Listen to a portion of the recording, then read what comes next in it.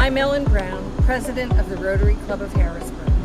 We're part of an international community and humanitarian service organization comprised of 1.4 million members in over 44,000 clubs in more than 200 countries. Rotary leads the world in volunteer service. For more than 112 years, the Rotary Club of Harrisburg has organized impactful local service projects that changes lives and creates hope where it's needed most. Please join us at a Rotary luncheon at the Hilton, service on a Monday, or a Rotary alternate meeting to meet our members who are waiting to welcome you. You can find out more about us at hbgrotary.org. Please like, comment, and subscribe to our YouTube channel. We hope to welcome you as a member soon. He joined the Navy to litigate and did serve as a prosecutor and a defense counsel, but as most JAGs in our era did, he may have joined the Navy to litigate, but he stayed in the Navy as to become the principal legal advisor to the warfighter and led a career doing that. He quickly established himself as an expert in operational and international law, serving as the advisor on deployment to admirals in command at sea. He was the first lawyer to deploy with the Navy SEALs in combat. Since no JAG had deployed in combat before with the SEALs, when he was called to deploy in Desert Storm and Desert Shield on short notice and the boss said, "You're coming," that night we spent spray painting collar devices in our garage because there were no such thing as JAG Corps collar devices that had been blackened. During that conflict, in addition to serving as the commander's operational law advisor, he was an operations watch officer in Tactical Operations Center, where he supervised a 6-man battle watch section that successfully maintained a tactical picture during 269 combat missions. He served as the chief of operational law in the Republic of Korea for the 4-star, who was the U.S. Forces Korea and the United Nations Command, where issues of North Korea were frequent and complex and included such real-world crises as the landing of a North Korean submarine in the Republic of Korea. In his final tour of active duty, he served as the Chief of Law International Division for the Navy in the Office of the Judge Advocate General at the Pentagon. And he later served as the Senior Civilian Attorney in the Office of Legal Counsel for the Chairman of the Joint Chiefs of Staff. Academically, he has his S.J.D. from Case Western Reserve University, he has Masters of Law from Georgetown, and his doctorate from the University of Virginia. He was also an instructor for 3 years at the United States Naval Academy at the undergraduate level and with the U.S. Naval War College in their non-resident course on international law of the sea, the law of armed conflict at the master's level. Each one of these assignments could be its own presentation, but today he will focus on his reflections on 9/11 while serving as the principal legal advisor to the General Commanding Joint Forces Command on 9/11. Thank you for coming today, and a special thank you to those of you who have also worn the cloth of the nation and for your service to our country and for your presence. Ladies and gentlemen, the best thing I got out of law school, Dan Donovan.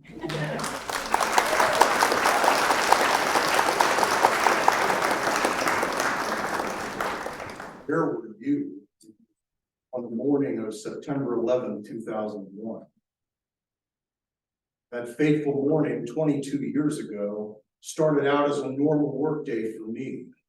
I was a captain on active duty in the U.S. Navy's Judge Advocate General School, which means I was a senior Navy lawyer. And on that Tuesday morning, I reported to my office at the United States Joint Forces Command, which was located at the U.S. Naval Station in Norfolk, Virginia. I was serving as Chief Legal Counsel to the commander of the Joint Forces Command, General William F. Kernan, who had operational responsibility for the North Atlantic Ocean area and functional responsibility for providing trained and ready military forces to our overseas commanders. Although my 4-star boss, General Kernan, had joint command responsibility over all conventional military forces, Army, Navy, Air Force, and Marine Corps, located in the continental United States, he did not have operational responsibility for the military defense of the U.S. homeland. At that time, no single military commander was responsible for the land and maritime defense of the continental United States. The defense of the U.S. against air attacks was the responsibility of the 4-star commander of the North American Aerospace Defense Command in Colorado, commonly referred to in the military by the acronym NORAD.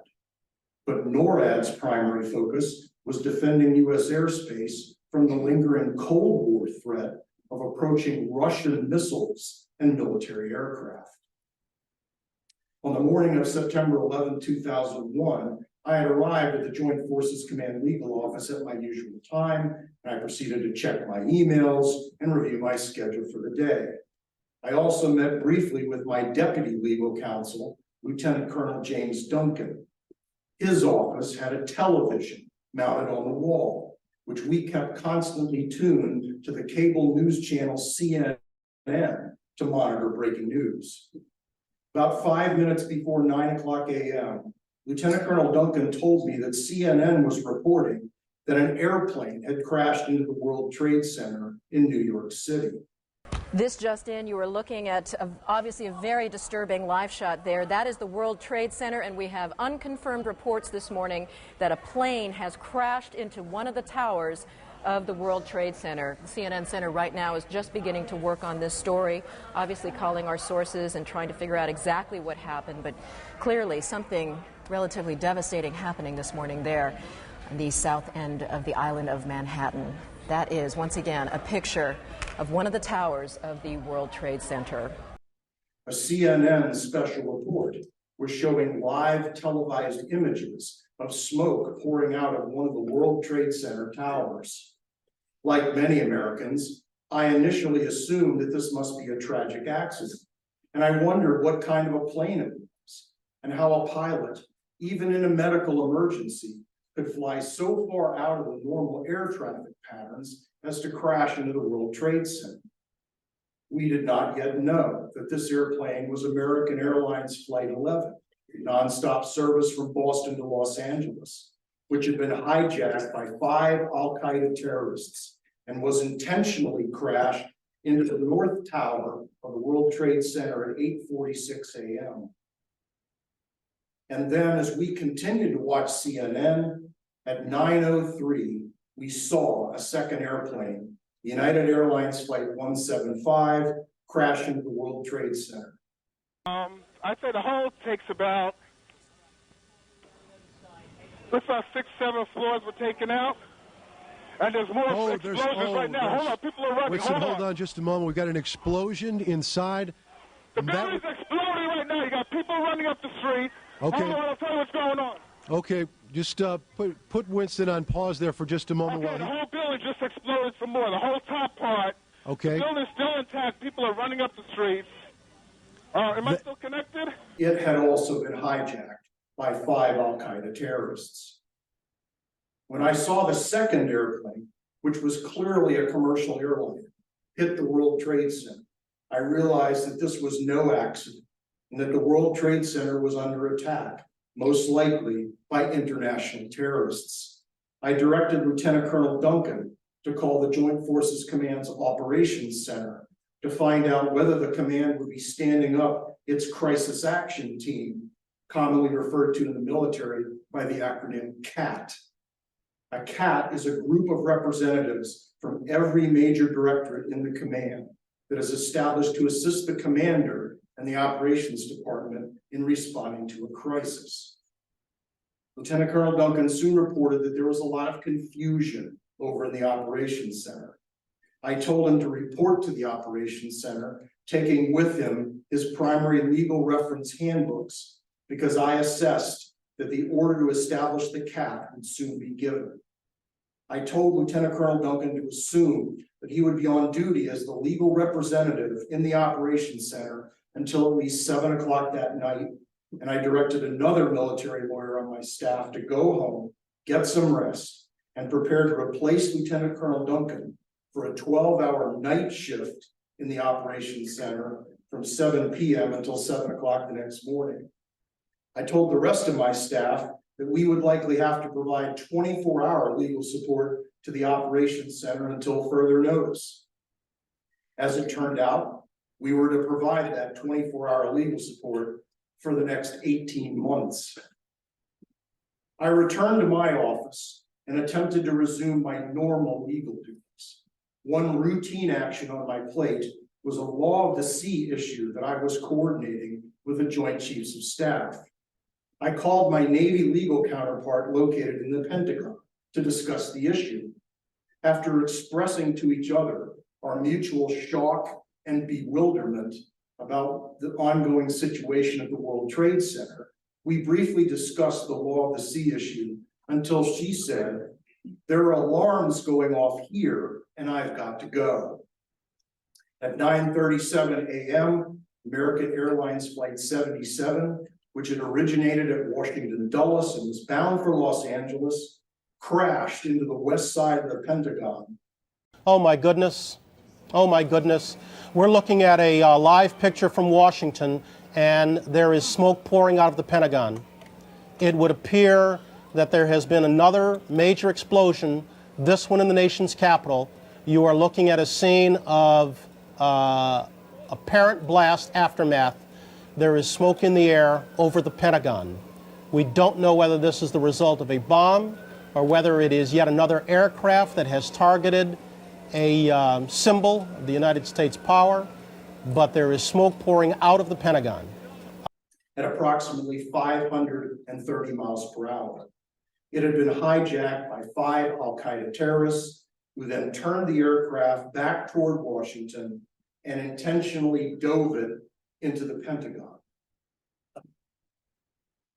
When I realized that the Pentagon had also been attacked, I went over to the Joint Forces Command Operations Center and joined Lieutenant Colonel Duncan in the crisis action team. There I learned that the Federal Aviation Administration, which was responsible for air traffic control of U.S. civil aviation, had issued an unprecedented order for all civil aircraft in U.S. airspace to land at the nearest airport in order to help the FAA identify whether any other commercial airliners had been hijacked. The FAA executed this flawlessly, and over 4,500 civil aircraft eventually landed safely that day. While that effort was in progress, the Atlantic Fleet Commander ordered a Navy air wing to fly out to the aircraft carrier USS George Washington, which was already at sea, to be ready to provide fighter aircraft protection to New York and Washington.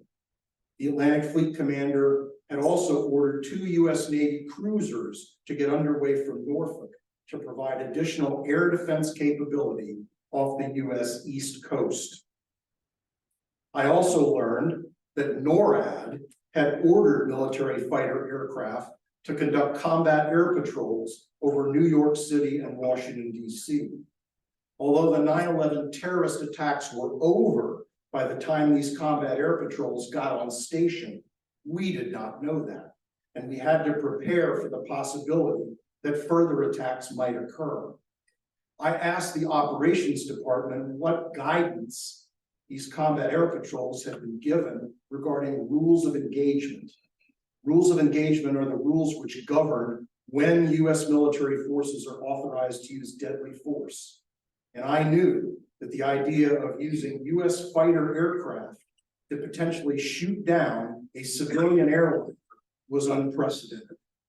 The director of operations advised me that the vice president had authorized the shoot down of any confirmed hijacked civilian aircraft that refused an order to land.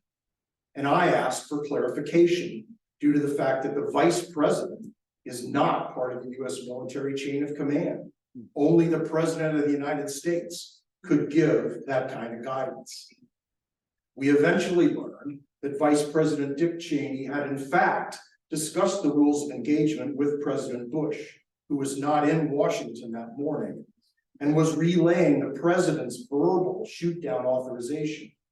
However, by the time we received this clarification, the fourth and final 9/11 terrorist attack using a commercial airliner as a weapon had already been completed. At 10:03 a.m., United Airlines Flight 93, which had originated in Newark and was bound for Los Angeles, crashed in an open field near Shanksville, Pennsylvania.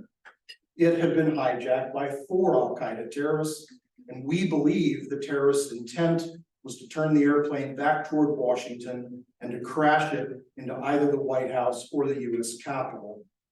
We owe a debt of gratitude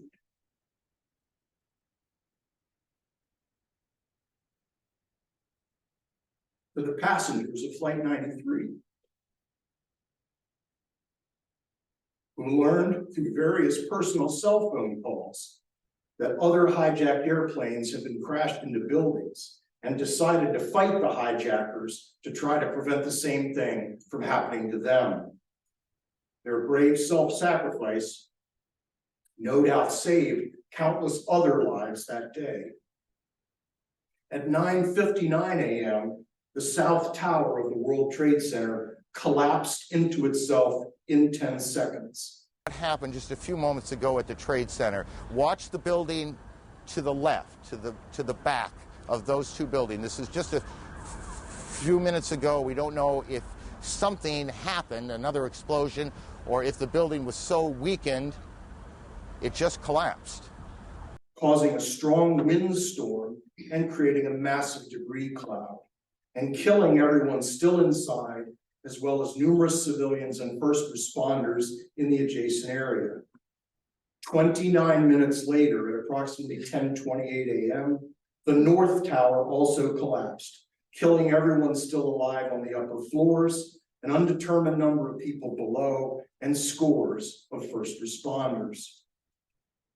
With the collapse of the Twin Towers, the United States had suffered the largest loss of life, 2,977 people, on its soil as a result of a hostile attack in its history, 574 more fatalities than the Japanese attack on Pearl Harbor. The majority of those killed on September 11th were in New York City and included many first responders. The Fire Department of New York, 343 fatalities.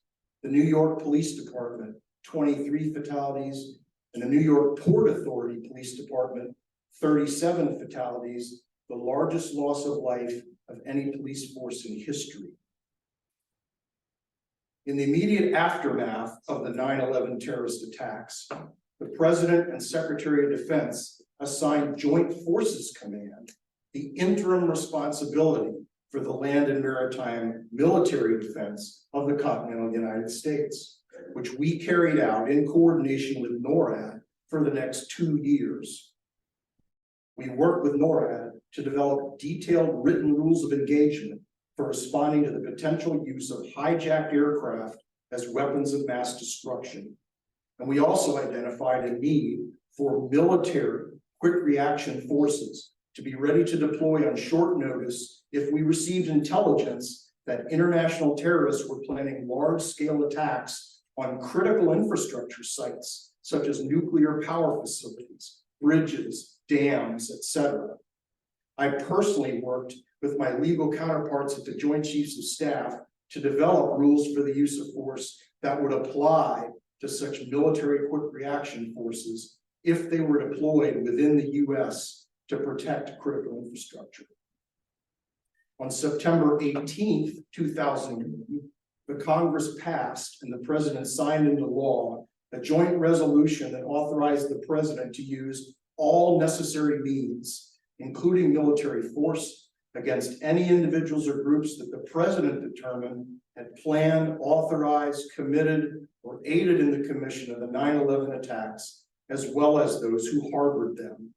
This joint resolution provided the federal government with domestic legal authority to take offensive military action against al-Qaeda and the Taliban government in Afghanistan that had given al-Qaeda safe haven.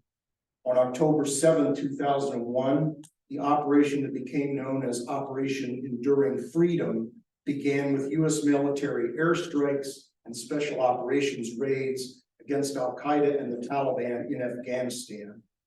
Joint Forces Command supported the ongoing operations in Afghanistan by identifying and deploying trained and ready conventional military forces to the commander of US Central Command for use in these operations. In February 2002, the United States hosted the Winter Olympics in Salt Lake City, Utah. Coming only 5 months after 9/11, the federal government was obviously extremely concerned about the possibility of potential attacks by Al-Qaeda against the Winter Olympics. To help address these concerns, Joint Forces Command established a military Joint Task Force Olympics in Salt Lake City to coordinate military security, logistics, and intelligence support to the Utah National Guard and to the federal, state, and local law enforcement agencies that had primary responsibility for the security of the Winter Olympics venues. This significant additional security effort enabled the 2002 Winter Olympics to be concluded safely and without incident. In the spring of 2002, 2 U.S. citizens who had been affiliated with Al-Qaeda or the Taliban in Afghanistan were designated by the president as unlawful enemy combatants, and the president ordered them to be detained in U.S. Navy jails called brigs, one of which was located in Norfolk, Virginia, and the other in Charleston, South Carolina. We were then faced with questions such as what legal rights these unlawful enemy combatants had while detained in military custody under the international law of armed conflict, especially since they were also U.S. citizens being detained on U.S. soil. I devoted countless hours to legal questions regarding these 2 U.S. citizen detainees over the next 2 years. As I reflect back on these events, I'd like to offer now some personal thoughts. First, as noted in the 9/11 Commission report, published in July 2004, which in my view is still the definitive account on what happened that day, the FAA and NORAD were faced with an unprecedented challenge on 9/11. At that time, the FAA's primary method of tracking civil aircraft in flight was via signals emitted from the aircraft's transponders. The FAA had no previous experience with a situation in which hijackers turned off the aircraft's transponders and attempted to disappear the aircraft from being tracked, which is exactly what happened on 9/11. As a result, the FAA provided NORAD only 9 minutes notice of the first aircraft that was hijacked, American Airlines Flight 11, before it hit the World Trade Center's tower. And no advance notice was provided regarding the second, third, or fourth hijackings. In saying this, it is important to remember that the 9/11 attacks were completed in a period of only 1 hour and 17 minutes, from 8:46 a.m. when the first aircraft hit the World Trade Center until 10:03 a.m. when Flight 93 crashed near Shanksville. NORAD, along with the rest of the U.S. military, was also unprepared for a situation in which commercial civilian airliners were transformed into weapons of mass destruction. We had had previous experience with terrorist suicide bombings, the truck bomb that destroyed the military Marine Corps barracks in Beirut, Lebanon in 1983, and the small boat bomb that blew a hole in the side of the USS Cole in 2000. We had prepared and exercised for these kind of threats, but we simply never imagined the possibility of a civilian airliner being turned into a suicide bomb. I know I never thought that could happen. Second, although the 9/11 attacks were certainly a short-term tactical victory for the Al-Qaeda terrorists, in my opinion, the attacks were a strategic blunder of existential proportions. I say this because the horrific nature of the attacks, turning civilian airliners into suicide bombs and striking non-military targets at the World Trade Center, united the entire world against the terrorists. On September 28, 2001, the United Nations Security Council passed Resolution 1373, which made it mandatory under international law for all states to prevent the commission of terrorist acts, to deny safe haven to terrorists, and to prevent and suppress the financing of terrorism.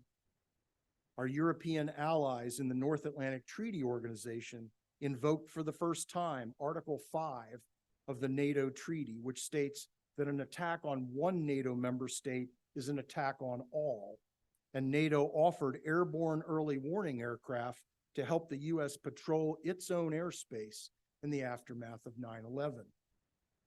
And there was virtually no international opposition to the U.S. military's initial operations in Afghanistan to destroy the al-Qaeda terrorists who carried out the 9/11 attacks and the Taliban government that harbored them. Whatever one may think about our U.S. military operations in Afghanistan or about the global war on terrorism more generally, there is no doubt that these operations succeeded in significantly degrading al-Qaeda and in killing or capturing almost all the al-Qaeda senior leaders responsible for the 9/11 attacks, including Osama bin Laden.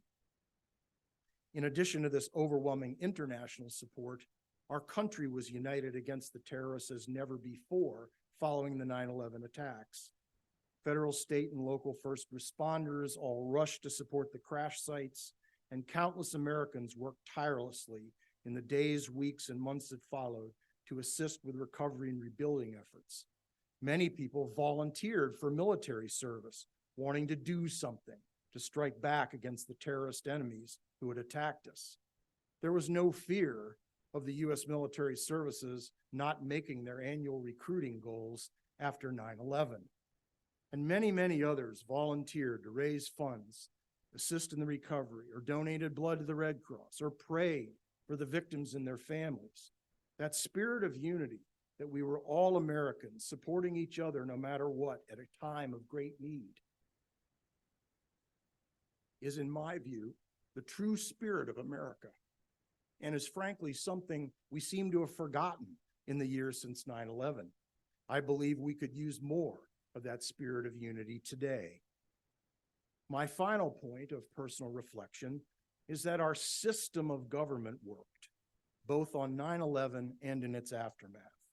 Al-Qaeda clearly believed that an attack on our financial and federal government epicenters would cripple the United States. They were wrong.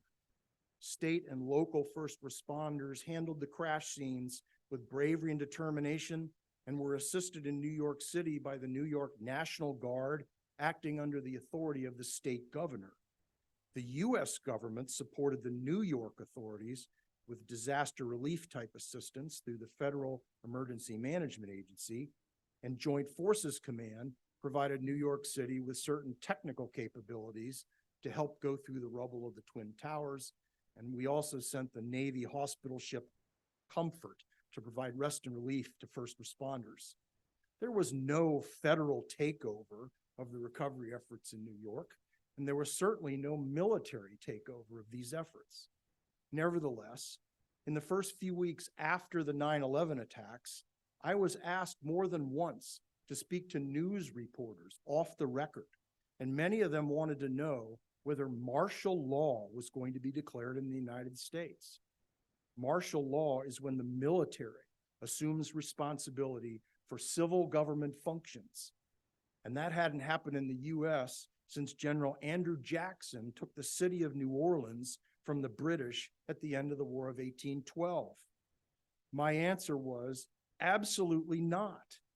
Despite the severity of the 9/11 attacks, the U.S. courts remained open, and state and local governments did their jobs, often under severe stress.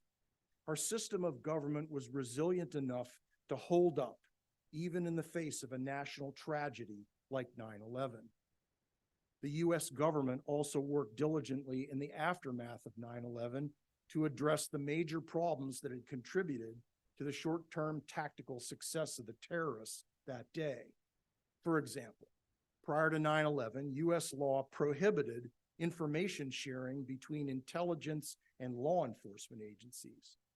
Federal prosecutors worried that releasing law enforcement information outside legal channels could compromise their criminal cases, and intelligence agencies did not release information to outside organizations that, in their view, had no need to know.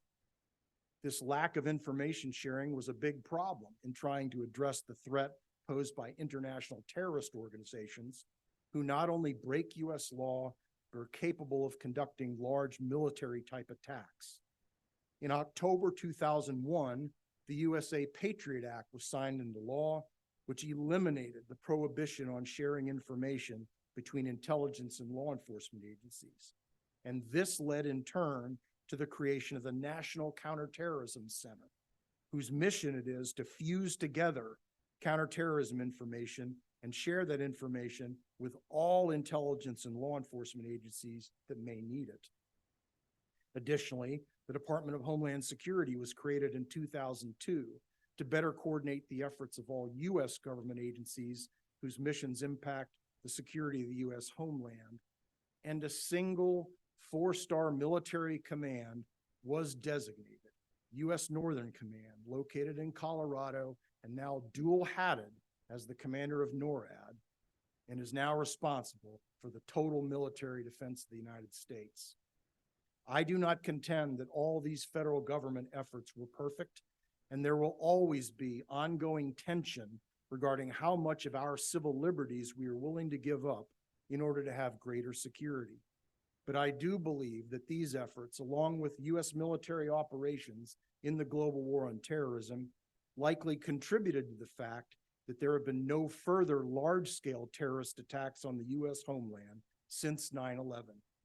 That is something to be thankful for. I thank you for the opportunity to share my personal reflections about 9/11, and I would now be happy to try to answer any questions.